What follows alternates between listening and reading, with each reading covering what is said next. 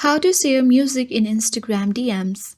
Instagram has added a new feature to spice up your DMs, and one of the ability is to share music. Hi everyone, this is Rose, and in this video I'll show you how to share music in Instagram DMs. Without further ado, let's get started. To send music in DM on Instagram, open Instagram app. Sign into your account. Navigate to DM icon at top right corner of your screen and choose a particular user and open the chat. Now choose the sticker icon at bottom right corner of your screen.